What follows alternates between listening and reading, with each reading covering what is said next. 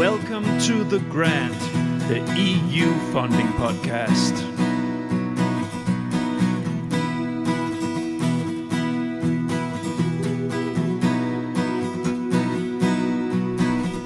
The Grant.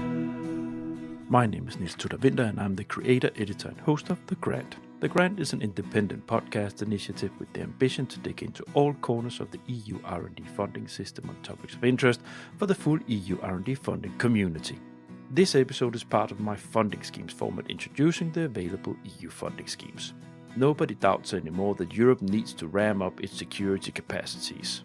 The European Defence Fund is the European Commission's answer to that, and some time ago I recorded an introduction to the funding scheme together with EU funding expert on security, defence and space, Margherita Volpe from Zabala Innovation Europe. The 2025 calls for the European Defence Fund, or EDF, has just opened, so you won't find a better timing for this week's The Grant episode where Margherita is back in the virtual podcast studio to share with us how to write a proposal for this crucial funding scheme. Last week, in the first half of this double episode, we talked about the preparations before the writing phase and how to work together with the consortium on the concept development. In this second half, we move into the actual writing phase, submission, and of course some recommendations. Excellent content for uncertain times.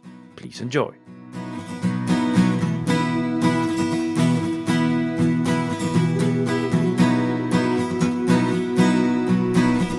The Grant. Let's move into the actual writing process. Mhm. And it's different from funding scheme to funding scheme, how long this takes. It can be long. We're just going to take it step by step. Now, when you start to write, can you share a little bit how you approach that? Well, the first thing, as I was mentioning before, is to write a sort of list of bullet points of things that I want to include in each box of the template. There are in the templates there are 9 section plus one of declarations, and inside each section you need to really clear your ideas on what you want to write in each box. So one section is a chapter that can include several different boxes. So I myself prefer to start to work like this, having a bullet point list and then trying to figure out which is the best partner to give me this kind of input, or to define if a specific part can be written directly by us as consultant by looking on Google about, for example, the policies that are public, or priorities, or even doing a market research about other defense products that are already on the market, especially in the part in which we have to comment the innovation potential, for example. This is a job that we can do directly ourselves.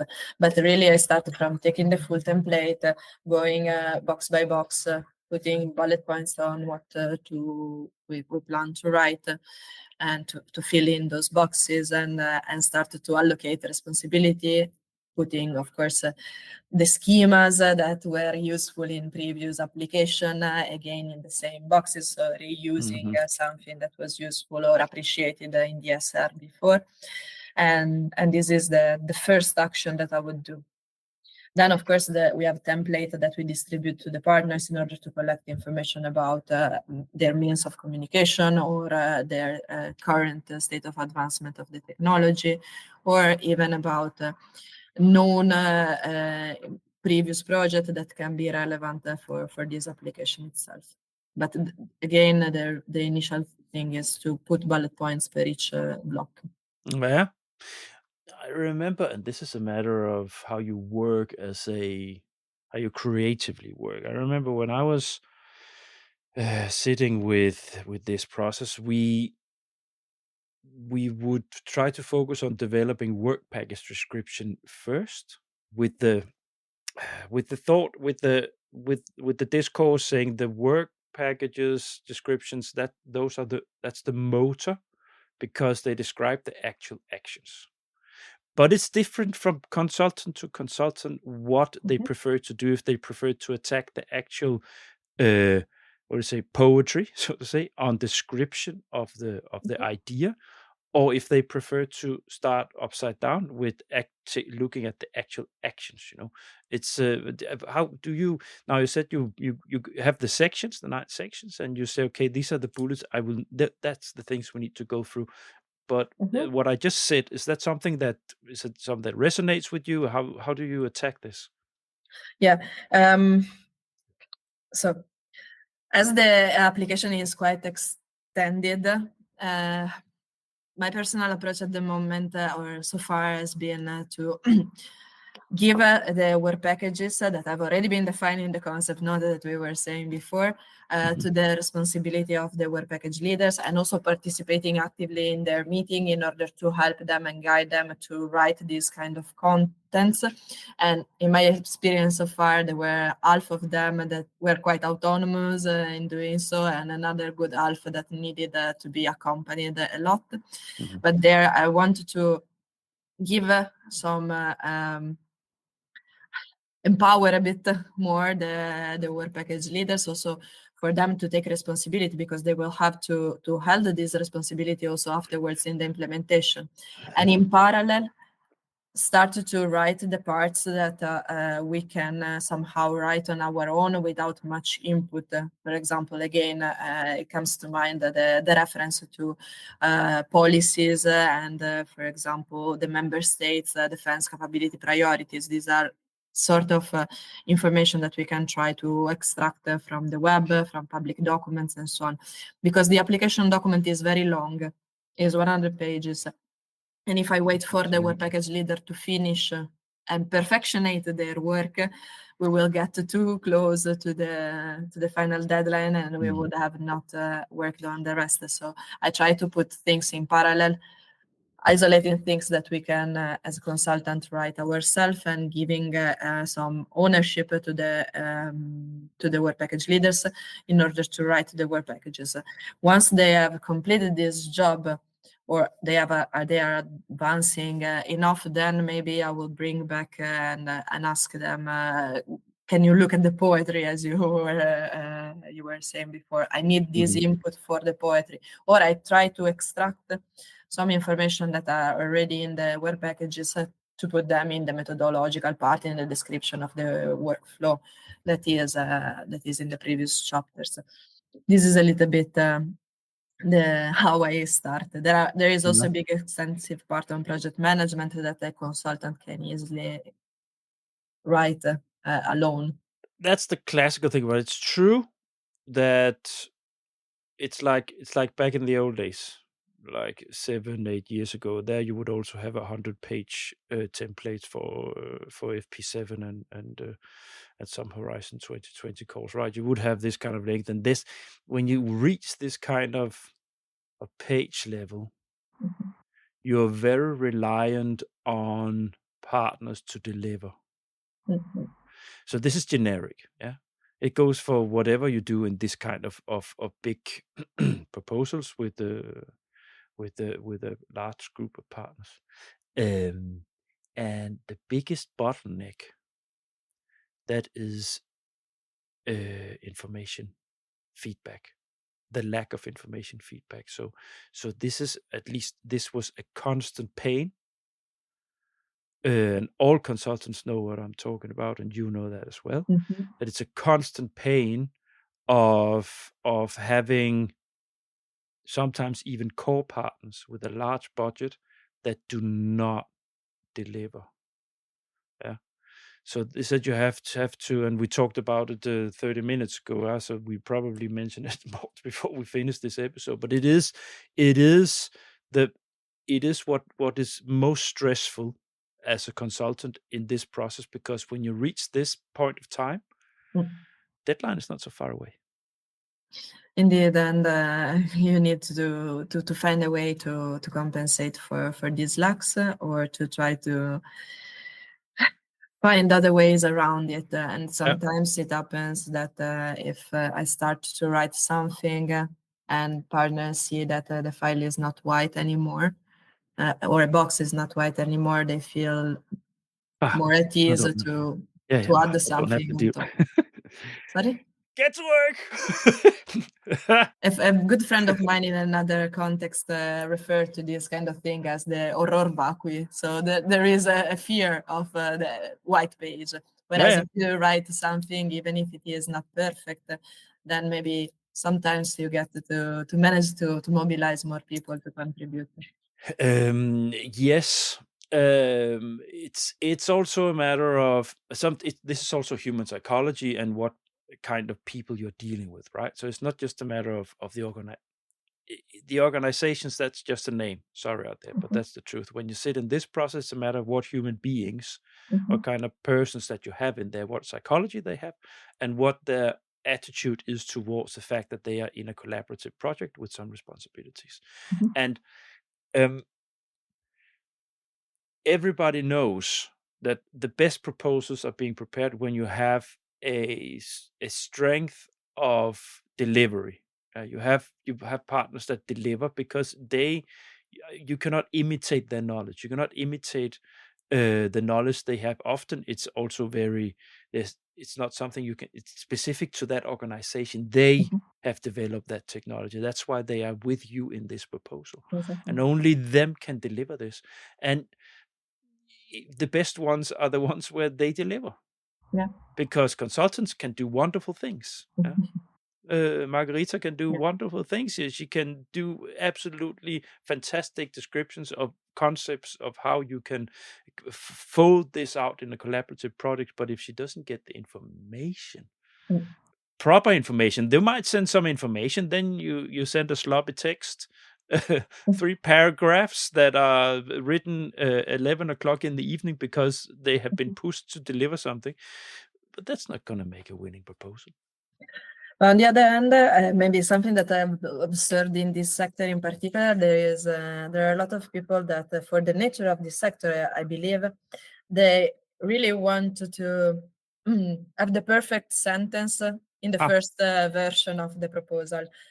No, the first version can be messy, can be a list of a scratched idea, or it can be something not perfect.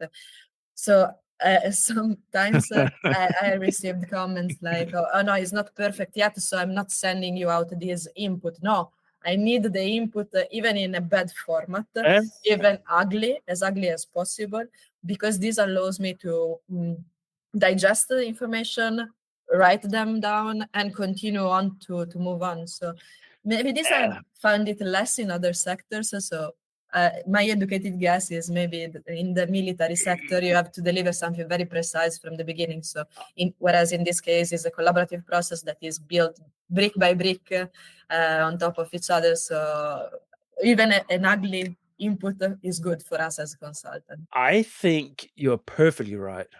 I have not been working with the sector. I have been looking for jobs within the sector. And at this time when this episode is out, I have started my new job, so I don't have to be secret about that I'm looking for jobs anymore. I can say it. But I've been looking. I didn't get a job within the sector but I did want to move in there because I feel strongly about our security in the continent. So I would like to contribute. Now, anyways, I had some context that I've been discussing with, and this sector, it's very peculiar. You cannot, doesn't matter, like, if I wanted to go in and be in a liaison office for one of the big industrial companies in Brussels, even though I've been working half a career, a quarter of a life, so to say, or 6 of a life within EU R&D funding, they would pick someone who comes from the sector. Yeah, they pick someone who knows about, or maybe who has been in the army themselves, even though it's a private company. They pick people who knows about weapons, who are, Also, I think it's mostly a mindset that is peculiar. So, and it's because of the peculiarity of the sector. Yeah. So, and sometimes this plays against the interest of the proposal, because really it happens sometimes that they were delaying or postponing the provision of a content or a block of text just because it was not perfect yet. Yeah, but it's like they're schooled like this. So most people in the industry, or a lot of them, they have been in the military themselves. You know, so Yes. those are people, those people who have been shining the boots to perfection, and like for hours, like stuff like everything has to be perfect. Yeah, it's because you get shot if it's not perfect. Yeah, it's that's Exactly. the discourse behind this. You have to everything has to be. You need to organize, have everything structured in your head. Everything has to be absolutely in line because people die if you don't.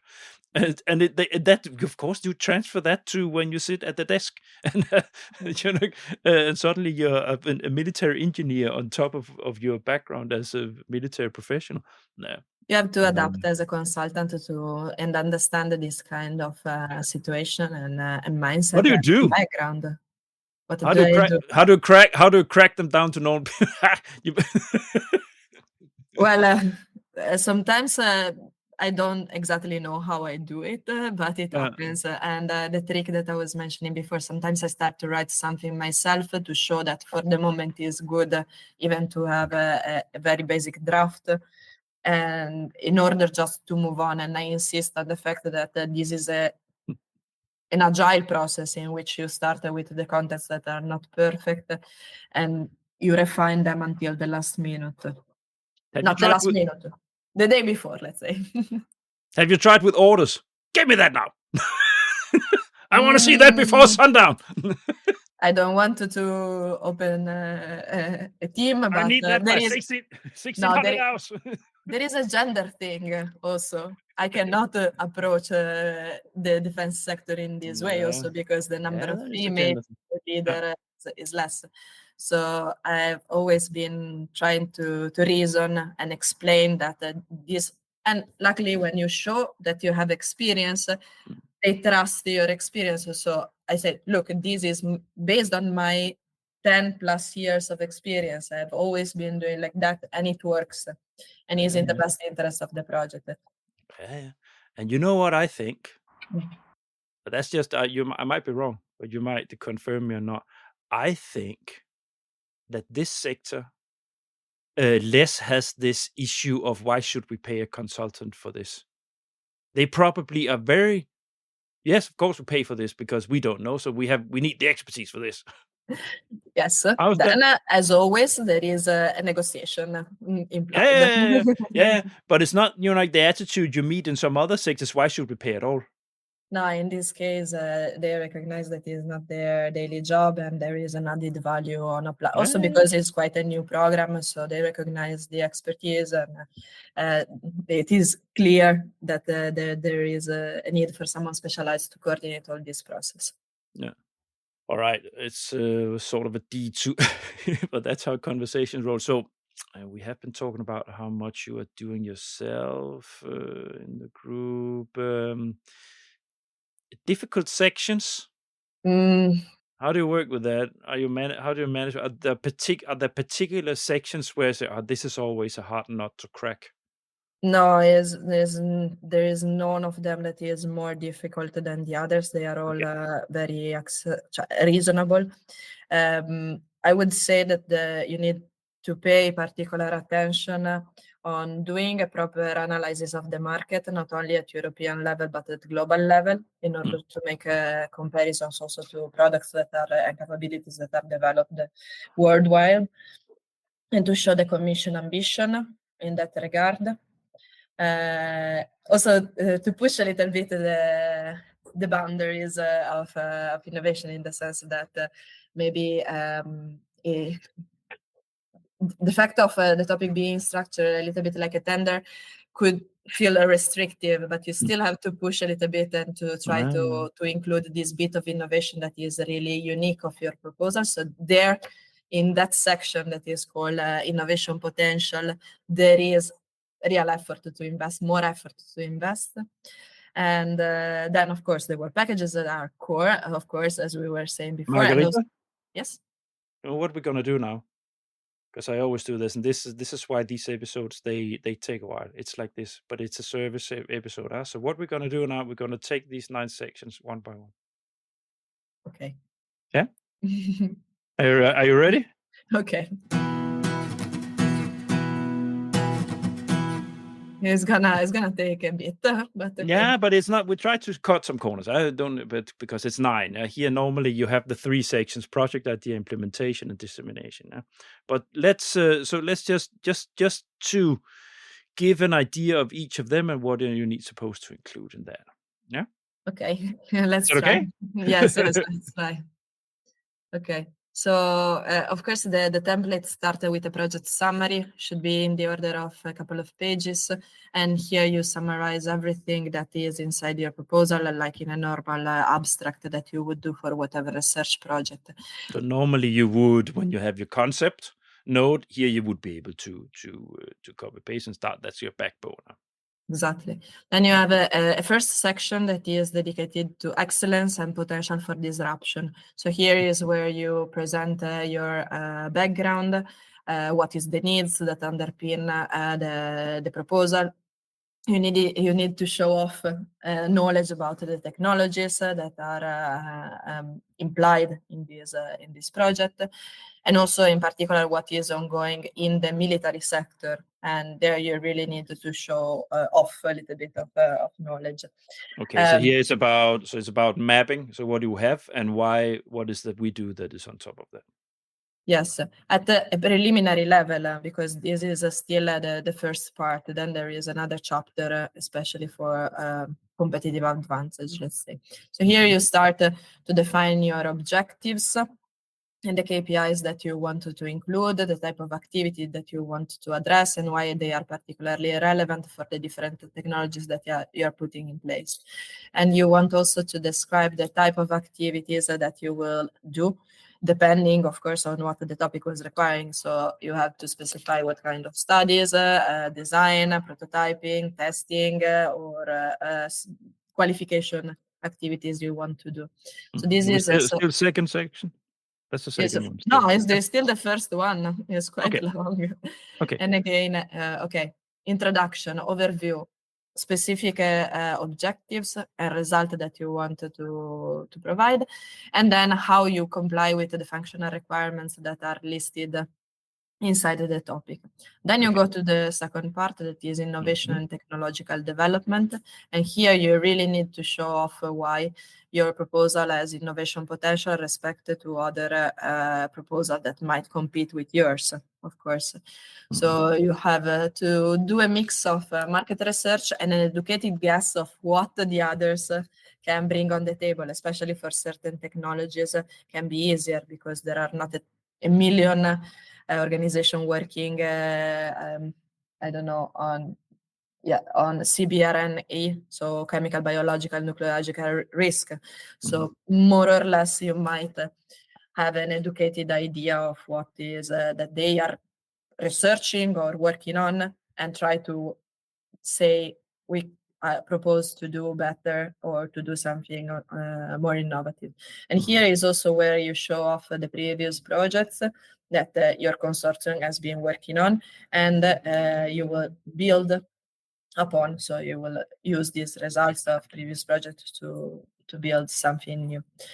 Also, there is a chapter dedicated to potential for spin-off, in which you are expected to describe the potential other application that will derive from this project. And then finally, we get to the third chapter, that is competitiveness. So here you really need to go into the details of the different technologies and how they will be better and what you can bring more, also in terms of KPIs. So if in the market at the moment the standard for deployment of a certain field tent is 1 minute, you need to reduce it to 30 seconds. So you want to show off some KPIs like that, and also to give the commission the concrete perception of what you are doing, and also give some market details, because this is expected in a chapter called the potential to accelerate growth. So there you speak about the statistics, for example, that are there in the market. This, what I'm saying, is really written in the description of each box. So I'm not bringing here anything that is it's okay. secret. So there is a part then dedicated to intellectual property strategy. So there, as always, quite classic, you need to define what are the background that each partner is bringing on and how Is that do the you... fourth block? No, here is still inside the third one. Okay, yeah. And then the fourth one is about European defense technologies and industrial base autonomy. And here you have to say this is a European technology that will stay in Europe, that will not depend from other technologies coming from other countries. So it's something on which Europe will have So the whole point. Predominance. Yes, exactly. We'll have a competitive advantage. Yeah. Yes, then you mentioned and you comment the relationship between your proposal and the priorities of the member states that are involved in your consortium. So there are national priorities and you need to describe how your proposal is coherent with these national priorities. And this is the fourth chapter. The fifth chapter, here you describe the creation of cross-border collaboration. So again, the point that I was mentioning before, you have to say that your commission that your proposal is capable of bringing together organizations from different nations, and especially highlight the fact of the cooperations that were not there before and that are new and are thanks to this project in particular. Here there are 3 boxes, is quite easy to address. Life cycle efficiency is the 6th chapter. So you have to try to say that your project is effective in all life cycle, from supply to deployment to maintenance and so on.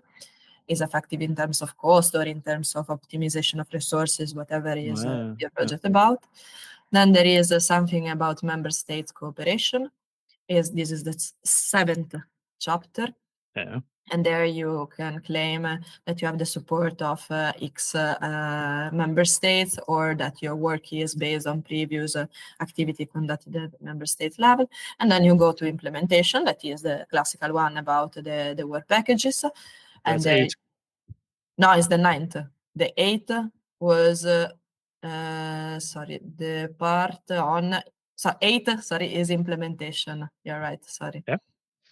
Sorry. That's work package is good. That's okay, it's late. I'm getting confused. And then the 9th chapter is very descriptive. And yeah, I'm scrolling one proposal that I have in front of my eyes, of course, at the moment. Inside the 8th chapter, there is also the part on the consortium composition and management procedures. So there is description of how you intend to govern the situation once there will be the implementation. Yeah. And then we go to other, Budget. the 9th section that is dedicated to security, how you guarantee the security during the implementation of the project, and then declarations. So if you are aligned with certain structural programs in the defense sector, or if you include or not SMEs. So declaration, just something to declare. And the budget is separate from all this? Yes, it's separate from all of this. It has its own template. Somehow can be similar to the one of a lump sum project in Horizon Europe, but with its own peculiarities, of course. It's a big job. Yeah. Now, with so many chapters, some of them, there must be a danger of being repetitive. Oh, of course. There is much of a danger of that. But of course, reading, rereading, adjusting things, and also plan in advance. The bullet points that I was mentioning before helps to try to reduce this risk, or at least to bring it to an admissible level. And then reading, rereading, and making it read by someone else of your colleagues helps a lot. Yeah.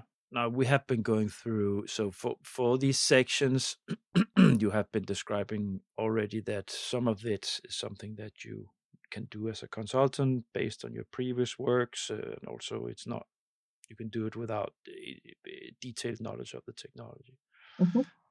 The amount of work, when do you plan to finish the first draft of the full proposal in order for reviewing?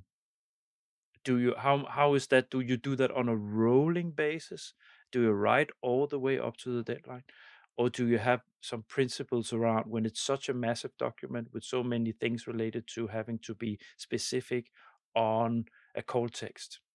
Do you put that kind of thing into your time management buffers so you can check for these kinds? How do you do that, Margaret? At the beginning, at the moment of the kickoff meeting, I define an action plan in which I schedule the different draft that needs to be ready at different times. And over the time, I try to have at least, and I recommend to try to have at least 3 draft minimum. So one first draft that probably will have the minimum full set of information, but very minimum, just some descriptions and not particularly extended, just the core. And then progressively you continue to build upon that. My experience in this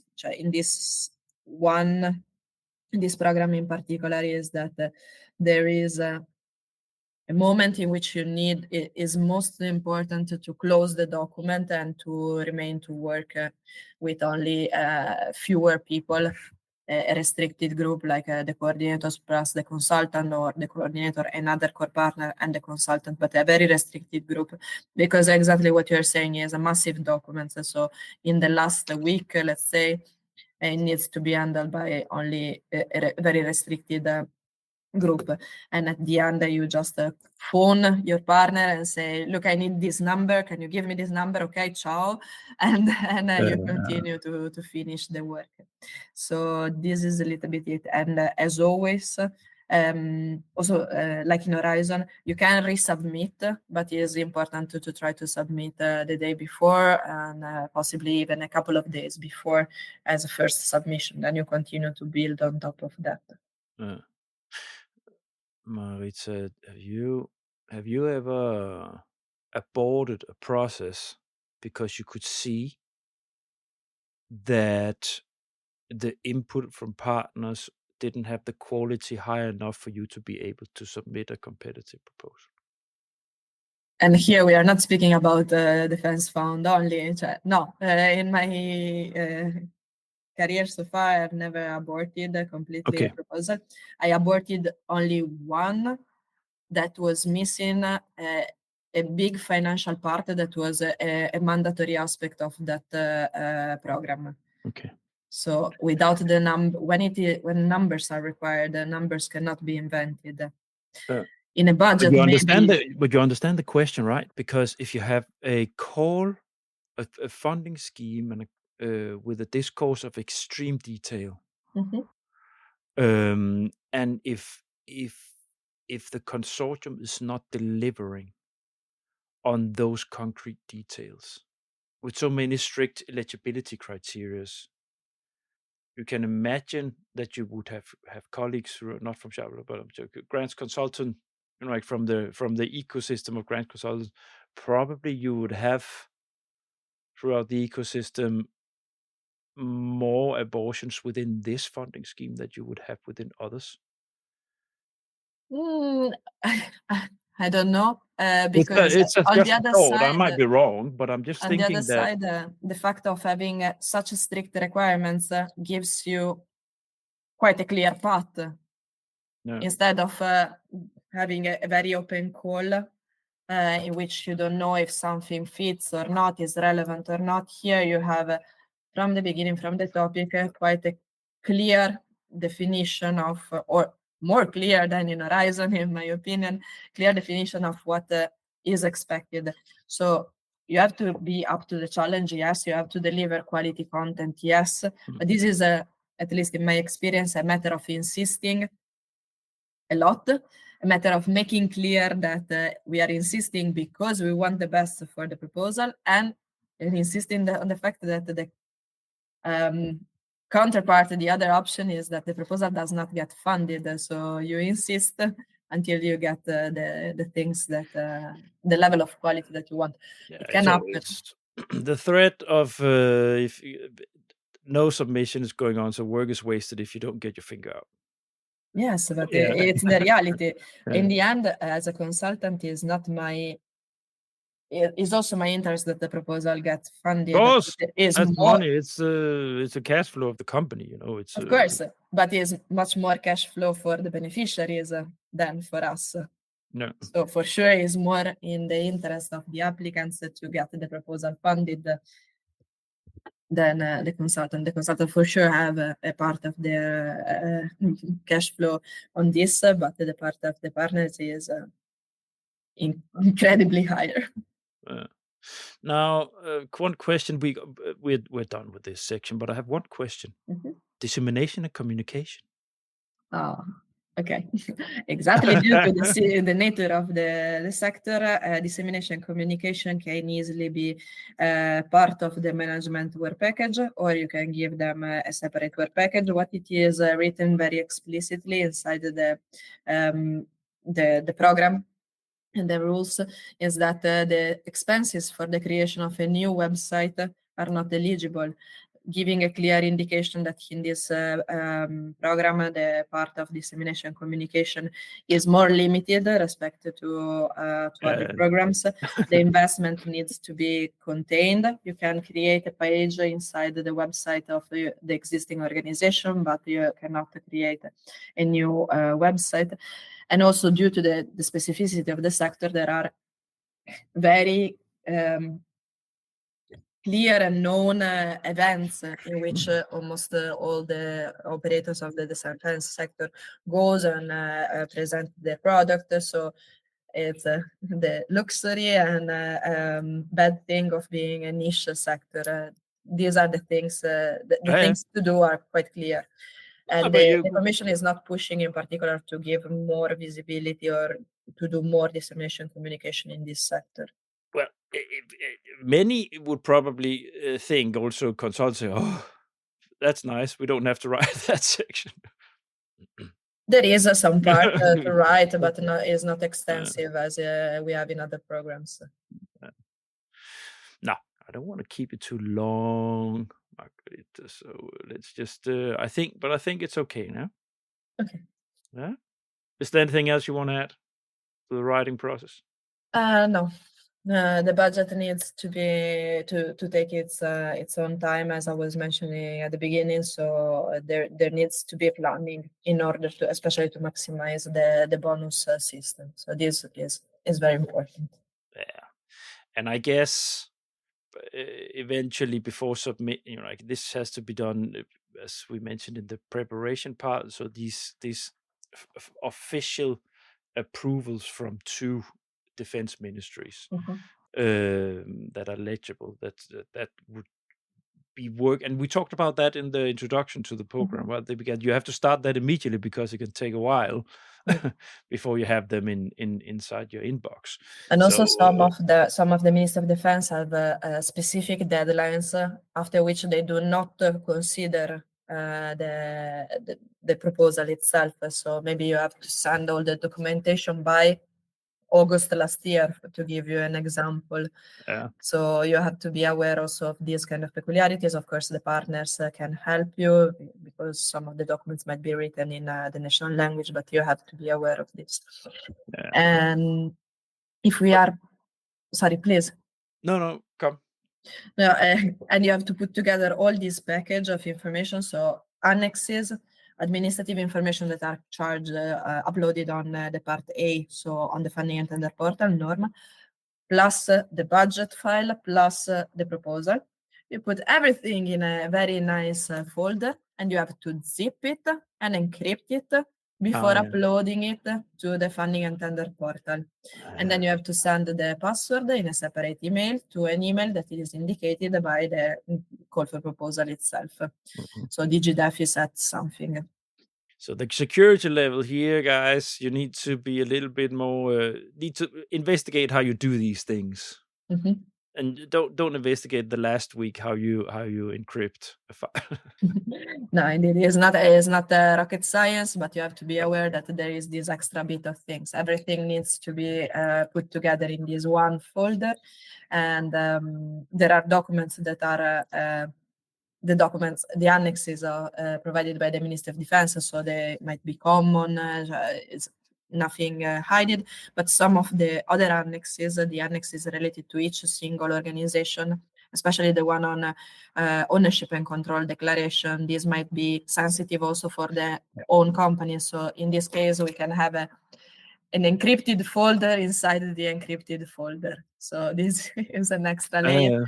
And again, as consultant, we know these kind of things, and we are helpful there.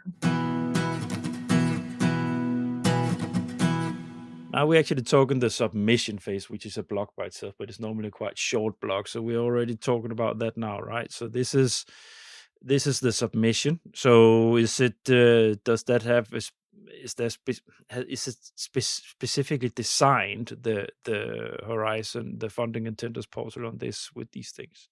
It is very similar to the funding and tender portal that you have for Horizon. So the part A is extremely similar. So there are the information about the participants, the declaration, the abstract, the keywords, and then the budget part in which you put only the totals.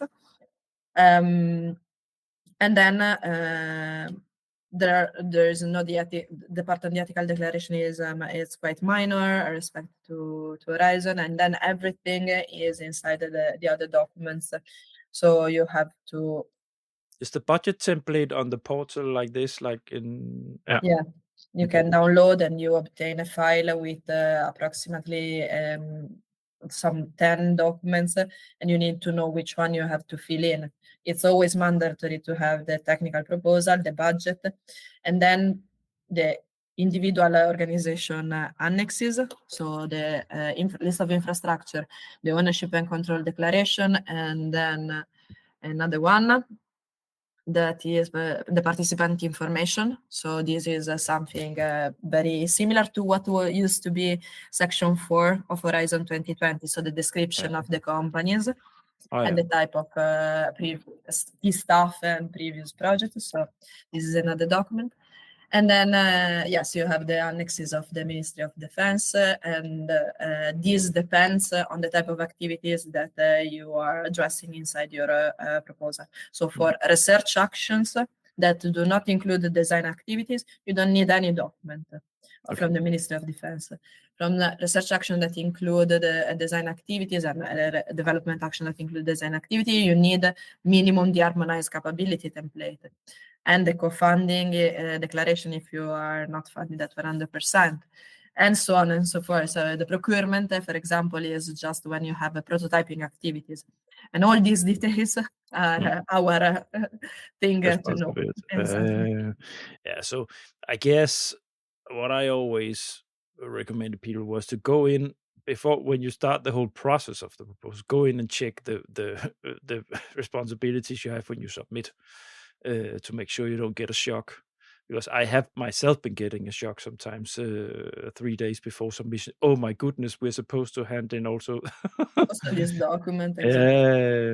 So yeah, it's I guess that should be the check it out and understand how you get the documents or the information that is needed. In one form of another, I think is quite a common practice for everyone that intends to apply to make themselves a checklist of everything that they need to submit and to have that at end in the last days. And my suggestion is to not do it alone and ask for a couple of eyes more, especially the last days. Yeah. For organizing, maybe you can actually use ChatGPT for organizing yourself, what you need to, like to make a draft checklist that you can finalize yourself specifically to the EDF. So, but when you have to check that everything is in place, that all the documents are there, after working on it for 3-4 months, it's better to have another couple of eyes to help, at least to check.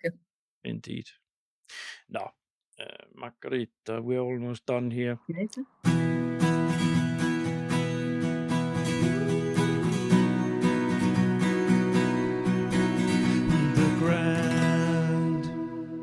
The toughest challenge? I think it was the diplomatic part. So especially ministries. No.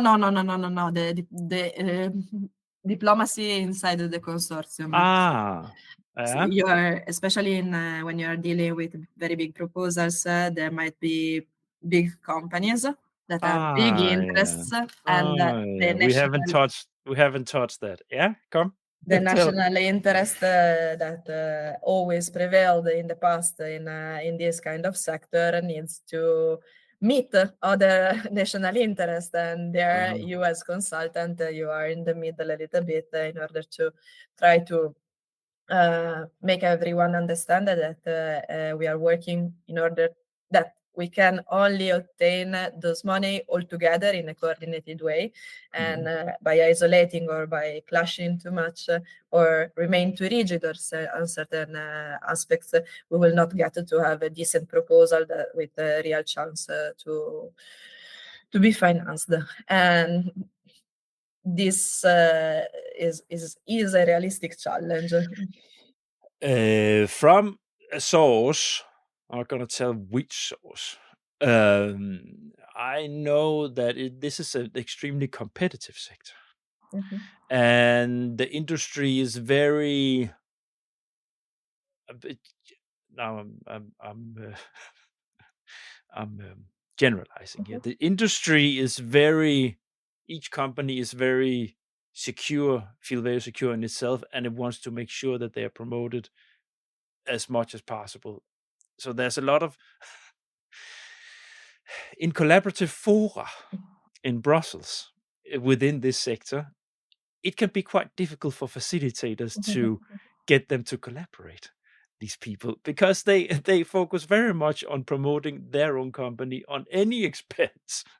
And I can easily imagine inside something like this, because I've been myself, like all grants consultants when they work for a while, in like facilitating consortia with competing industry. And that requires finesse, diplomacy. It requires, bit of as you say in patience. German, Fingerspitzgefühl. You need to, human psychology.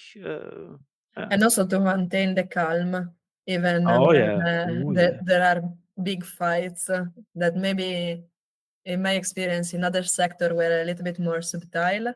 Yeah, in this one, the conflict may get to be explicit.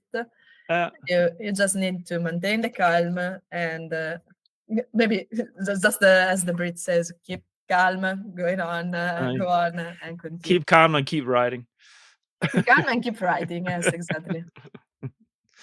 In the end, it is not in the interest of any of those organizations to lose the opportunity to apply for these kind of funds. So it's in the end, after some fights, there is a compromise that is reached. You have to keep going.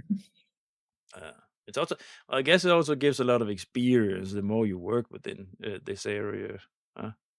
Yes, because you know what to expect now. Yes, but I'm quite confident that I will still be surprised.